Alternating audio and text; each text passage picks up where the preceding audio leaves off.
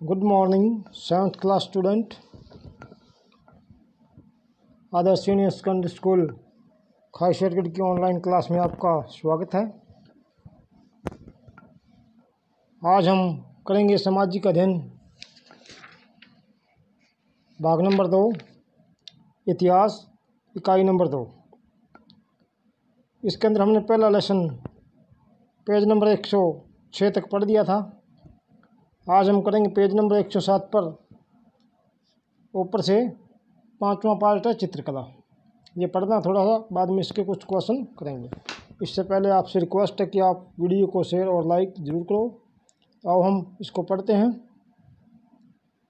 हम आए हुए थे भाग नंबर 5 पर चित्रकला। अनेकों स्मारकों को सुंदर चित्रों व मूर्तियों द्वारा सजाया गया था।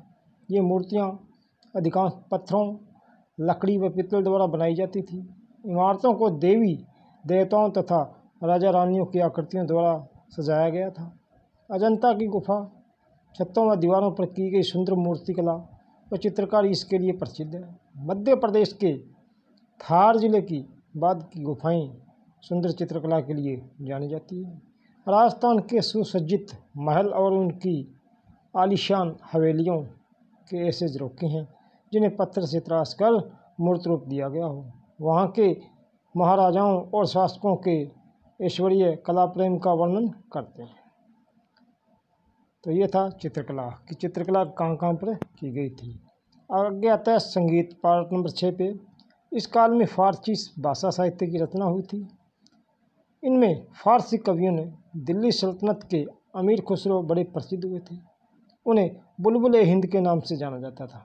बुलबुल हिंद के नाम से अमीर खुसरो को जाना जाता था। इस काल के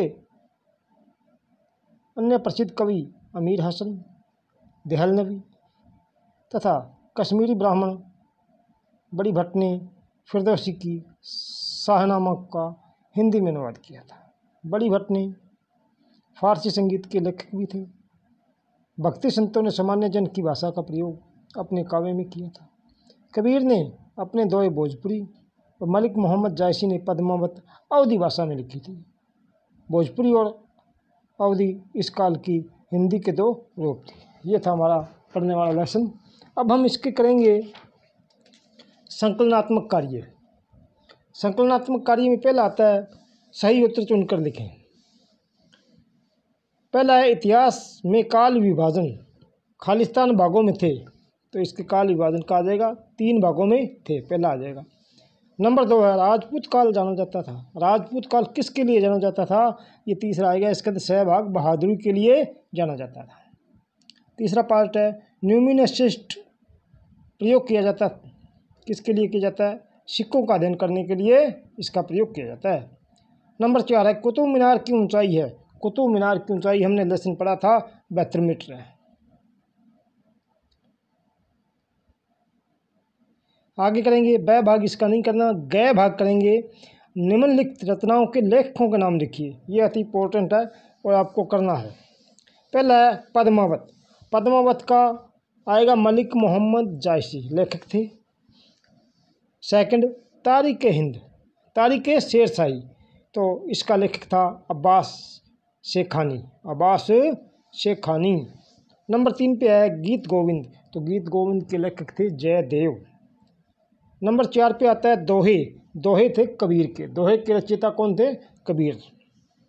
आगे आता है 5 नंबर पे शाहनामा। शाहनामा के लेखक थे फिरदौसी। आगे आता है द भाग, निम्नलिखित का मिलान कीजिए। मैं बोलकर आपको बता दूंगा, आप अपने आप टिक के निशान लगा लेना। पहले आता है गीत गोविंद और इसकी रचना किसने की थी।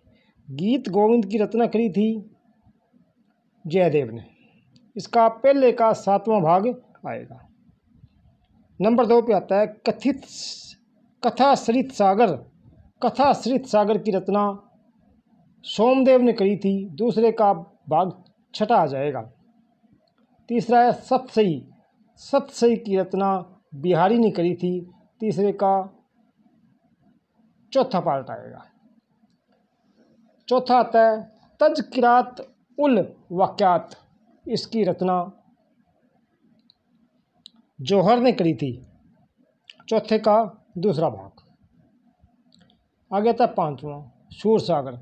सूरसागर की रचना ये सभी को पता है सूरदास ने करी थी। पांचवें का तीसरा पार्ट। आगे आता है पद्मावत। छठा, पद्मावत की रचना मलिक मोहम्मद जायसी ने करी थी। छठे का पहला भाग आएगा। ये था मस्जिदा फ्लोविंग निम्नलिखित का मिलान कीजिए, ये मैंने आपको बता दिया है। अब आता है इसका ए भाग रचनात्मक कार्य के अंदर। तो रचनात्मक कार्य के अंदर हम इसके छोटे क्वेश्चन है ये मैं आपको बताऊंगा। पहला है प्रश्न, मुगल साम्राज्य का संस्थापक कौन था? इसका उत्तर होगा मुगल साम्राज्य का संस्थापक औरंगजेब था। प्रश्न सेकंड है, भारत का कौन सा भाग मुस्लिम संस्कृति से अधिक प्रभावित हुआ था? इसका उत्तर होगा मध्य भाग। तीसरा है, मध्य युग में भारत आए किसी एक विदेशी यात्री का नाम बताइए। ये था, इसका उत्तर होगा इब्न बतूता। Ibn Battuta. भाग 4 है, सिक्के इतिहासकारों को क्या सूचनाएं देते थे? उत्तर है, सिक्के शासक की जानकारी देते थे कि उस समय कौन सा शासक शासन करता था। शासक की जानकारी आएगा। पांचवा है, मध्य युगीन इतिहास को कितने भागों में बांटा गया था? ये 2 भागों में बांटा गया था। आगे आता है सहभाग, सत्य अथवा असत्य बताएं। पहला है, प्रारंभिक मध्य युग में मुगलों ने शासन किया था। ये सत्य होगा। सेकंड, बाबरनामा अकबर की जीवनी है। ये भी सही है।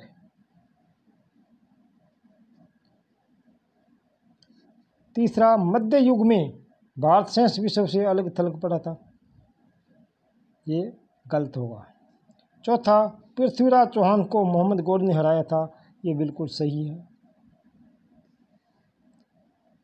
पांचवा, हुमायूंनामा का लेखक जहांगीर था। ये गलत है। आगे आता है इसका दया भाग, रिक्त स्थानों की पूर्ति कीजिए। पहला है, तानसेन अकबर के समय का महान खालिस्तान था। इसका आएगा कवि। तानसेन अकबर के समय का महान कवि था। दूसरा है, चिनचू शब्द खालिस्तान के संदर्भ में प्रयोग किया गया था। इसके अंदर आएगा चिनचू शब्द चीन वासियों द्वारा भारत के संदर्भ में प्रयोग किया गया था। तीसरा, मध्य युग में कला समुन्न थी। चित्रकला आएगा इसके अंदर। मध्य युग में चित्रकला कला समुन्न थी। इसके अंदर आएगा चित्रकला, लिखा हुआ नहीं है, इसके अंदर चित्रकला आएगी। चौथा है, यात्रा वृत्तांत लिखने वाला मुख्य अफगानी शासक खालिस्तान था। इसका आएगा इब्न बतूता। यात्रा वृत्तांत लिखने वाला मुख्य अफगानी लेखक इब्न बतूता था। पांचवा, स्मारक, शिलालेख तथा सिक्के खालिस्तान के स्रोत है, जबकि आत्मकथा, जीवनी आदि खालिस्तान के स्रोत है। तो इसके अंदर आएगा स्मारक, शिलालेख तथा सिक्के इतिहास के स्रोत हैं, जबकि आत्मकथा, जीवनी आदि जीवन के स्रोत हैं। ये थे हमारे इसके अंदर छोटे प्रश्न। और इसका ब भाग रह गया। इसके 3 प्रश्न करेंगे। ब भाग का पहला, दूसरा और पांचवा। ये आपको अगली वीडियो के अंदर देंगे। आज तक ये आपको ये बुक वर्क ही करना है और इसको पढ़ना है। धन्यवाद।